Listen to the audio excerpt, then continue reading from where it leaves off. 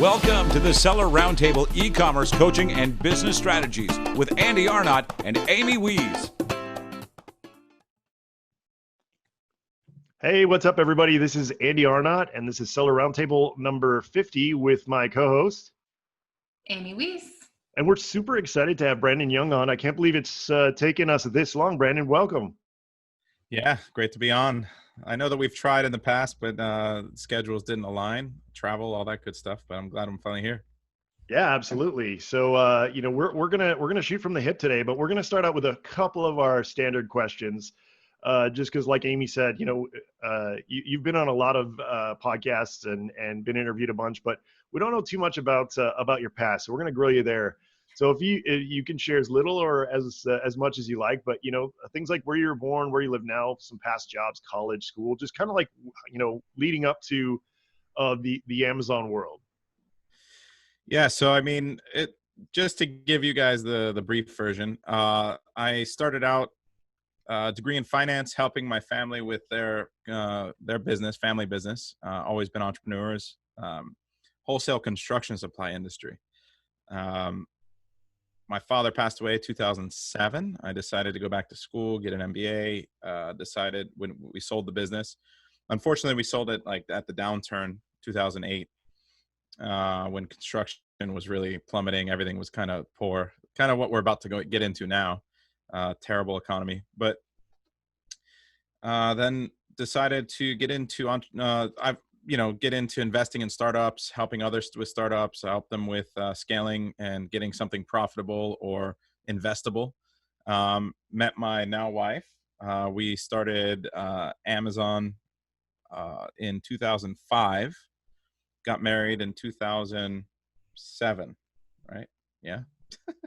Gotta verify. Right. So so then we 2005 we were doing wholesale. We started with liquidation and wholesale. We wanted to try to do something a little bit more scalable than arbitrage. I wasn't a really fan of shopping, or to me it was more of a job. And then had some issues with some of the brands getting gated. One of them in particular, because I went back to construction supply since I knew it and had contacts there. So I was selling DeWalt tools, and then they started to get gated. So I said, okay, that's not that sustainable. But my wife being from China, I said, all right, we need to go to China. Why aren't we doing private label? We have the connections over there. Like, you can help source it. We can do it. We have family. And so we went to Canton Fair in 2016. A couple months later, we launched our first private label products. And we've been doing only private label ever since, really. Awesome. Cool. Yeah, that's a interesting backstory. I love the backstory because the journey up to being an Amazon, being an Amazon. I hate saying Amazon seller. I used to say that, but now it's like being an e-commerce, because Amazon's only one of the platforms that we should all be utilizing, right? Yeah. Yeah, absolutely. So I think you start to get more well-rounded. I think you have those different layers, and then you have a progression. You have people that come in that are just doing a side hustle. They're doing arbitrage or just flipping stuff. Those are just FBA sellers, right? And then if you can turn it into a full-time job and replace your job with it, then you start looking at things like wholesale and things that are just the way that you can scale that business. I mean, my good friends Max and Garland scaled to $10 million with arbitrage, but they had a huge warehouse, 8 or 9 employees, shoppers, processors. They treated it like a real business and were able to scale, but it was basically just arbitraging man hours at that point and finding deals and having people travel around. But that's not the ideal situation for most people. And most people are happy with just an extra few $1,000s a month, just flipping stuff that they find, in stores. For us, it was always like, how do we create a real successful business out of this? So that's where wholesale and private label came in. Yeah, outstanding.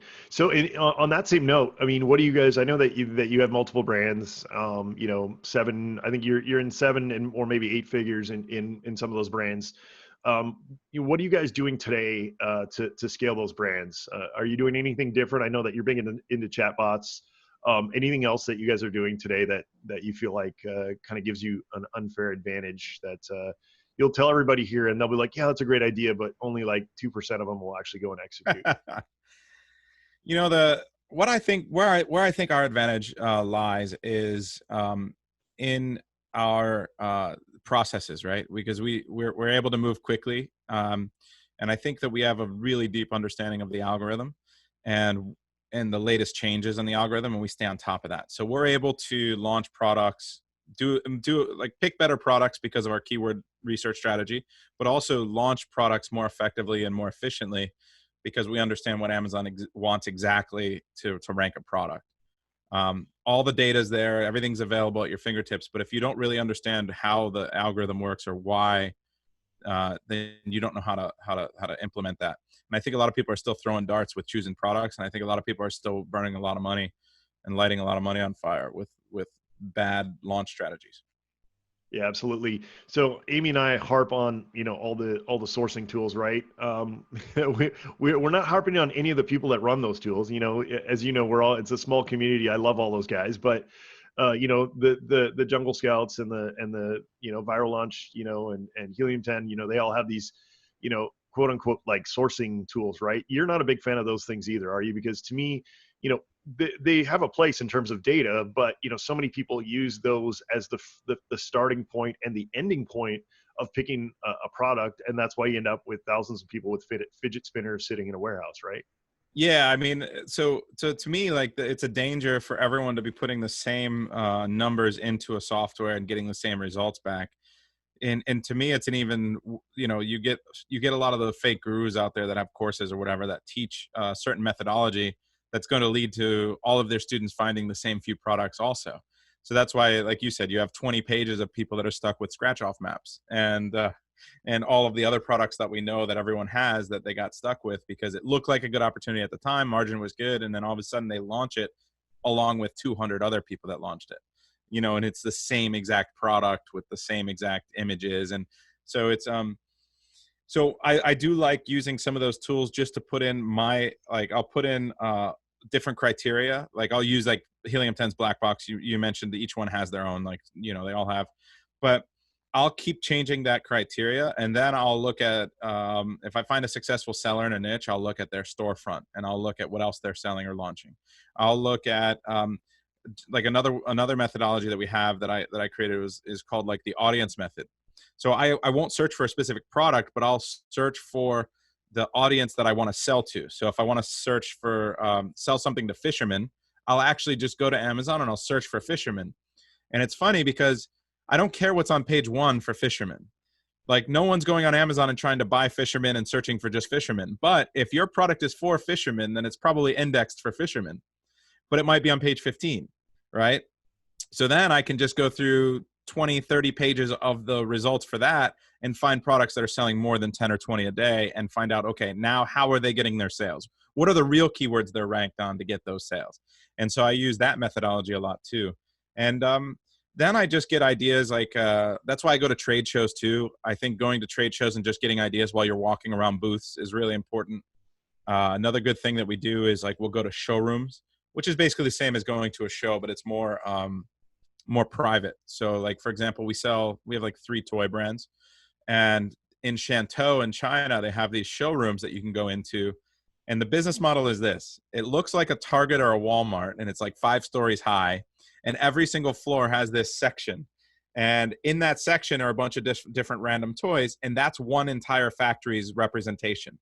Then you go to the next section, it's another factory. So it's like every section on this floor as you're going is different factories.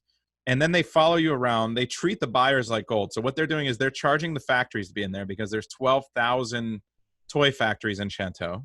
And they're charging all of the factories to be in there. But then the buyers come in, they follow you around with a cart. You point to a product on the wall, they scan it. And if it's if you want it, they'll put it in the cart so you can go back later and play with it in a private room and test it and stuff.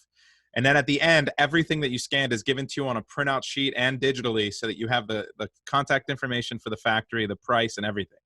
So and it's kind of like at Global Sources where they do like the matching, or some of the trade shows where they do the matching services with matching with the factories. Can we talk about the food in Shantou for a second? Can we just talk Okay, where are you going to go with that? Where are you going to go with that? Oh, it's so good. The food in Shantou is incredible. You don't like it? Oh my gosh. All right, Oh, so funny thing is, right before the Chinese New Year, right before we almost got stuck there with the virus, we were there. We were finalizing a bunch of orders. That's when we were supposed to speak, I think. Like I was over there already, and one of the factory owners we went and visited to finalize a deal for like 3 or 4 different SKUs. He's like, I insist, I got to take you to lunch. And I was like, no, I don't really want to go to lunch because like like I do like how the showrooms bring you food and it's great. Like it's not bad. There are some good places, but this guy's insisting. And so he takes us to this place. It's a slum. It's straight up just a slum. And he brings us to this you can't describe it as more than a shack. You've got like no. these tables that are held together. It looks like something that you would nail, you would cut a tree and make your own table. And then there's just these buckets that they're washing all the dishes in Oh, right no. next to where we're eating. And then you see the fish and you see the fresh food that they're cooking and it's all raw. And then they're just pulling it out, breaking like the heads off with their hands and throwing it in the pots. And I'm just like, oh my God, this is going to be abysmal. That is Right? the complete opposite of my That was my last experience experience in eating in Shantou. Shantou, just so you know. So when you said, how about the food in Shantou, that's immediately what I thought of. I thought you were going to go there. We have to try again. I definitely want to check out this place that you went to. I need to shop this place. I don't have any toys. You know, I'm in the pet area, but yeah, I would definitely love to check that out. And we need to take you to a better restaurant in Shantou, clearly. Yes. So the best No, I've food been to a had couple in good China. places. It's not bad. What's amazing is like you go there and a hotel costs you $25 a night. Yeah. You're like staying in a place that's better than a day. Like you're not at the Marriott, right? But you're not at a motel. It's decent. There's a chain that we stay at called what's the flower? What is it? Oh, the Lavendy. So it's like lavender, but with an E, with no R. And they have them all throughout China. And they're $25, $30 a night. Maybe if there's like the Canton Fair going on, it's $60. But like it's the most affordable place to stay. And it's fine. Nice, comfortable beds. Nice. It's all remodeled. Showers are beautiful. Like, you know, I can't ask for more. I'm not spending too much time there. Yeah, So but this place that Shantou's you great. talked about in Shantou, is it open all year round, kind of like Iwu is? Is it more of like a market, or is it a seasonal kind of thing? No, they are open all year round. So there's multiple, right? They all compete against each other. So they're all trying to treat the buyers better and trying to groom the sellers, like the factories, put their stuff in there. They verify that they're real factories. They're open year round. You can't get access unless you go through a broker though, because you have to verify that you're a broker. So they don't just do end sellers. You can't go knock on the door and just walk in. So we just from our contacts and our team there, we were able to get in. Very cool.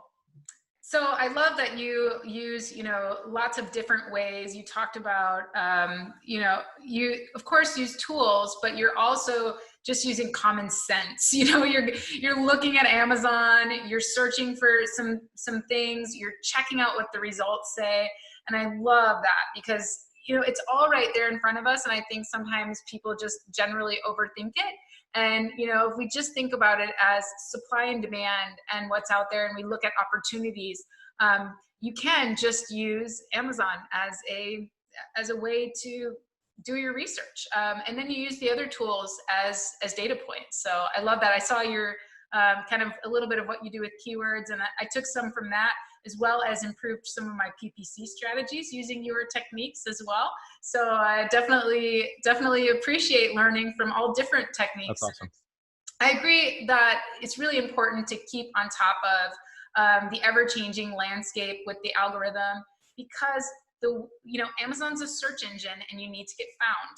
And if you're not keeping up with those things, you're not going to be found. And if you're not converting, if you're not paying attention to what you're doing and converting, you're going to get lost. So many people, as you mentioned, you know, they've got products out there and they're just not making sales, and they're not looking at it from a customer's perspective. Do you do any of that, Brandon? Do you ever kind of just go through your listings and look at them from a customer's perspective and kind of check out what competitors are showing up on your page?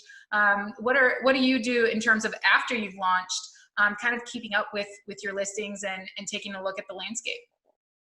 Yeah, we're always iterating and trying to improve. I mean, it's one of those things where it's the quest for perfection. Like perfection is impossible, but I always have my my employees now. Now it's more out of my hands, so I actually have launch. Like I still handle lot of the launch, but the growth team is its own team in that we have.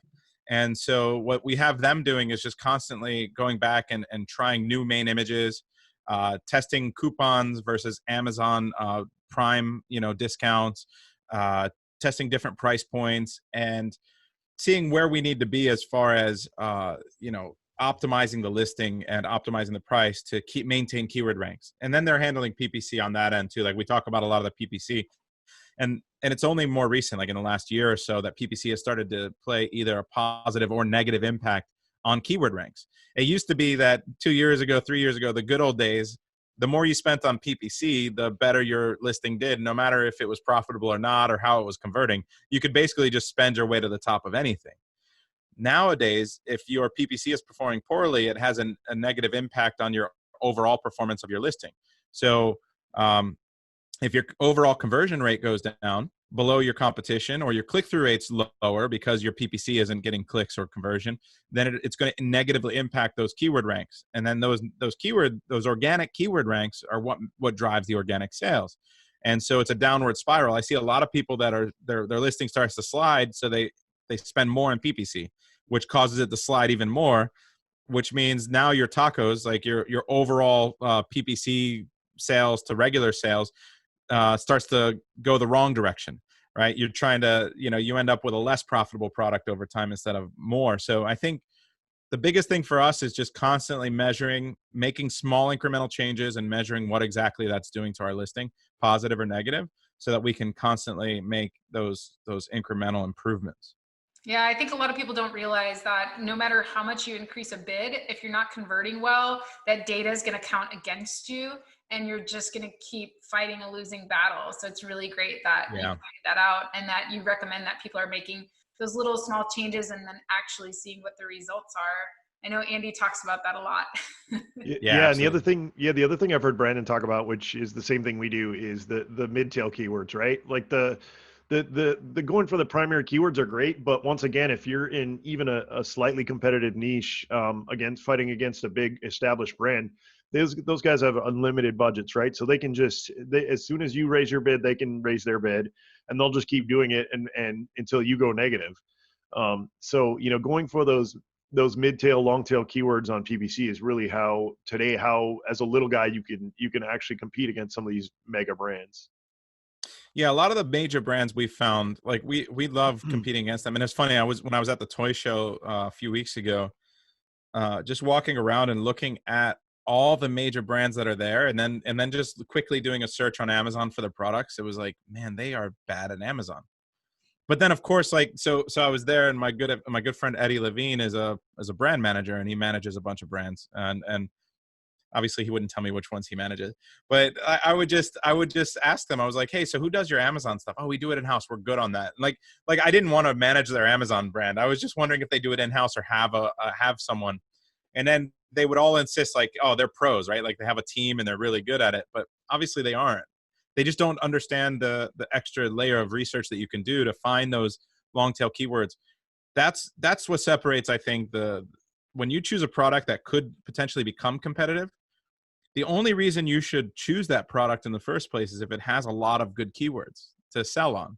Because what distinguishes you from somebody else would be, can you rank for the majority of those keywords when they can't? And I think that's the bottom line. Most sellers don't know how to A, find those keywords, B, rank on them. And if you can do both of those things, you're just going to stay ahead of them anyway. Yeah, absolutely. I love to pick on you. We're mentioning big brands, Stanley Tools. Go and do a search for Stanley Tools on Amazon, and we saw actually them have there. Yeah, we have a couple of competing products with Stanley Tools, and Me too. I love to use it as an example because they absolutely are horrible. I mean, literally, like one of their screwdrivers, it says like Phillips head screwdriver. That's the title, and I'm like, holy. That's the whole title. Yeah, exactly. Yeah, So now they have a toy. So I sell toy tools against them, and so they're launching their Stanley Juniors and their other tools. Like they're launching more of a toy brand because they did the real tools that are for kids, and they were showing up on some of our keywords, but they're way down and not doing very, very well. And now they're launching actual toys against us. So I asked them, I was like, oh, that's great. You guys are launching this. When is it live? Who's doing your Amazon? And they're like, yeah, they were one of the people that said, yeah, we're good. We do it out of, like, I guess they're out of Germany or something. And they're just like, yeah, we're good. I'm like, yeah, sure. Okay, good job. Yeah.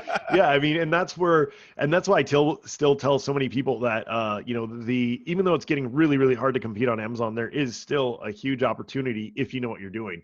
The people Absolutely. who are turning dials are the ones who are going to do well, because, they're finding those little edges that the big companies, either are too ignorant to know about or just don't take the time to learn, right? They're not turning dials. Once those big corporations, have their processes in place, that's what they use, right? Like, oh, here's how you launch, and here's the process. Even though like a month ago, the algorithms changed, or there's a new ad, like video ad that spun up on Amazon, that they don't even know about till like next year, right? I think like a lot of them completely ignore it too, Andy, because, like Stanley, for example, yeah, their stuff is terrible on Amazon, but they've got such a large retail presence. And I've worked with some bigger brands that are wanting to get into e-commerce, and it's almost like they ignore the fact that you have to have e-commerce knowledge. They think that, okay, we can just post our products up there and then they'll just sell, because they're so used to just shipping a product to retail and then waiting for their next order. But what they forget, I think, is that if you are in Walmart or Costco or Target or something like that, you've got to have a team to manage that store, right? Stanley, I'm sure, has a team for Home Depot. I'm sure they have a team for Lowe's, but I doubt that they've put any time or effort into their team for Amazon. And that's a huge mistake, in my opinion. Well, they do. They have, I guarantee you, they do have a team for Amazon, but it's one person who's in charge of everything, right? They're like, yep. the marketer, the list, putting up the listings, like they're probably doing everything, or they've hired, some other agency who's a marketing agency who doesn't really know that much about Amazon. But I think what happens too is Amazon reaches out to a lot of these big brands, and Amazon's like, yeah, we'll help you out. We'll get you all set up. And you guys know what a joke that is, right? So these big brands, I've worked with a few of them, and their staff has worked directly with Amazon, and then they'll come with me on a consulting call, and I'll be training them on just some basics like SEO, listing optimization. And I'm like, okay, well, what do you know about what's your main keyword here? What kind of keywords are you guys targeting? And they're like, keywords? Amazon just puts those in for us, I think. Yeah. What are you talking about? It's Phillips screwdriver. Yeah, exactly. Exactly. Phillips screwdriver. I love it. Yeah. It's really interesting though. I agree. There's so much ground that can be covered in the e-commerce side of things. And you don't have to be afraid to compete with the big brands. And in many times the big brands, Amazon's the least of their concern. They have a huge opportunity there that they're missing out on, but that's a great place for e-commerce sellers to take advantage. Yeah, it's funny, these big brands, like not only the big brands, but big agencies, even big publications. So Search Engine Journal, if you guys don't know about it, is like a huge SEO publication. If you're doing like web SEO and things like that, they're spot on every time, like really, really good stuff. But they recently posted an article about Amazon PPC, and it was, they were literally like completely wrong, and, leading people down the trail that would not work well for them if they followed that advice. So it's interesting that, in my opinion, if you're going to go for Amazon advice, look at people like Brandon, some of these people who are turning dials and actually like in the trenches.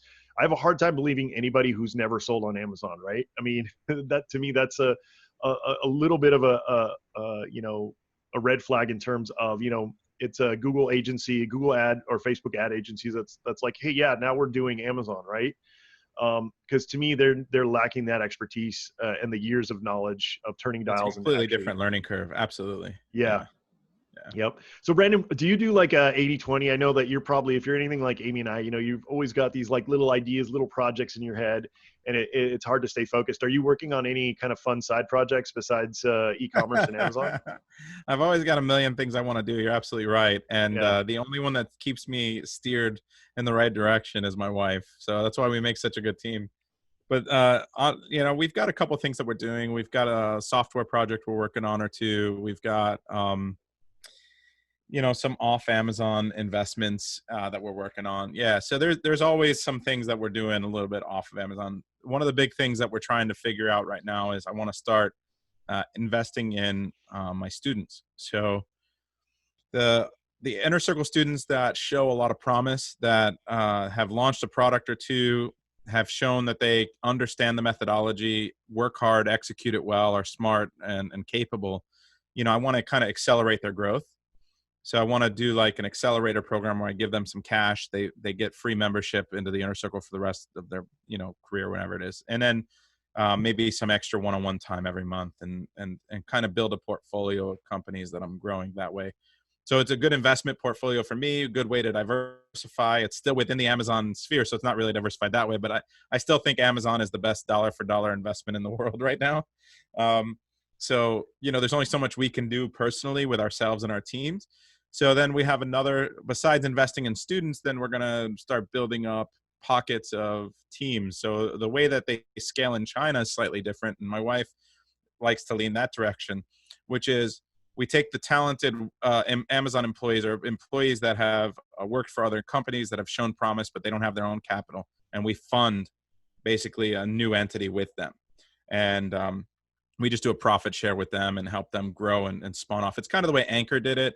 Aki, a lot of these other companies, they would just take like a team of 3 people that for tasks, and they would fund and say, you have carte blanche to pick a niche in a product or a few products and start launching. You have to launch X amount of products. Like their KPIs would be launching X amount of products per month, and then it would be slightly overseen, but for the most part pretty autonomous, which means it would be a really scalable. And then once they had success a few months in, then you can graduate one of those people to another team leader and then just keep growing it that way and just scale that way. So that's another way that we're looking to build up more portfolios, and wealth within the amazing opportunity that Amazon FBA is and private label is. Yeah, I love it. So it's like little Amazon strike team commandos, right? So you're getting the 3-man team out, seeing Yeah, 100%. And what's amazing is once you get to the scale, then you have those economies of scale that start to kick in, and the software we're creating can help to automate a lot of those processes. We can, for my students and the people that we invest in, then we can help with logistics and consolidating, shipments to bring down costs, and PPC help and all the Inner Circle training we already do. But on top of that, the actual real stuff that will bring down a lot of those costs at scale. That they normally wouldn't have access to as a new startup or a new business. Yeah. Thanks for tuning in to part 1 of this episode. Join us every Tuesday at 1 p.m. Pacific Standard Time for live Q&A and bonus content after the recording at sellerroundtable.com. Sponsored by the ultimate software tool for Amazon sales and growth, sellerseo.com and amazingathome.com.